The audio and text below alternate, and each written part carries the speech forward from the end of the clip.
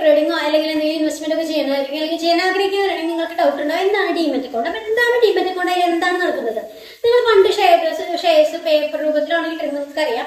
ഇപ്പൊ അത് ഇലക്ട്രോണിക് ആണ്. അപ്പൊ നിങ്ങൾക്ക് ഈ ഷെയർസ്, അതായത് സെക്യൂരിറ്റീസോ ഗവൺമെന്റ് ബോണ്ട്സോ അതുപോലെ മ്യൂച്വൽ ഫണ്ട്, ഇതെല്ലാം ഇലക്ട്രോണിക്കലി ഹോൾഡ് ചെയ്യുന്നത് ഈ ഡിമാറ്റ് അക്കൗണ്ടിലാണ്. അപ്പൊ തന്നെ നിങ്ങൾക്ക് അവിടെ ബൈയും സെല്ലും ഒക്കെ ചെയ്യാൻ പറ്റും. ഇനി NSE അല്ലെങ്കിൽ SIP ഇതിലൊക്കെ രജിസ്റ്റർ ചെയ്തിട്ടുള്ള ബാങ്കുകളിലോ അല്ലെങ്കിൽ ഫിനാൻഷ്യൽ ഇൻസ്റ്റിറ്റ്യൂഷൻസിലോ അല്ലെങ്കിൽ ഫുൾ ടൈം ബ്രോക്കേഴ്സ് അതുപോലെ തന്നെ ഡിസ്കൗണ്ട് ബ്രോക്കേഴ്സ് ആയിട്ടുള്ള ആപ്പ്, ഇതിലെല്ലാം നിങ്ങൾക്ക് ഡിമാറ്റ് അക്കൗണ്ട് തുടങ്ങും.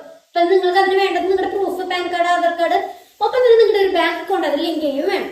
ഇനി അതിൽ എന്തൊക്കെ ചെയ്യുന്നത് വെച്ചാൽ നിങ്ങളുടെ സെക്യൂരിറ്റീസിന്റെ ബൈയിങ് ആൻഡ് സെല്ലിങ്, അതിന്റെ സെറ്റിൽമെന്റ്, ഒപ്പം തന്നെ അതിന്റെ പ്രോഫിറ്റ് ഷെയർ, ബോണസ്, ഇങ്ങനെ എല്ലാം നിങ്ങൾക്ക് ഈ ഒരു ഡിമാറ്റ് അക്കൗണ്ടിലൂടെ നടക്കുന്നതാണ്. ഒപ്പം തന്നെ നിങ്ങൾ ഈ ഡിസ്കൗണ്ട് ബ്രോക്കേഴ്സ് പോലെയുള്ള സെറോദ പോലെയുള്ള ആപ്പുകളാണ് നിങ്ങൾ ഡിമാറ്റ് അക്കൗണ്ട് തുടങ്ങുന്നത്. നിങ്ങൾക്ക് ഒരാൾക്ക്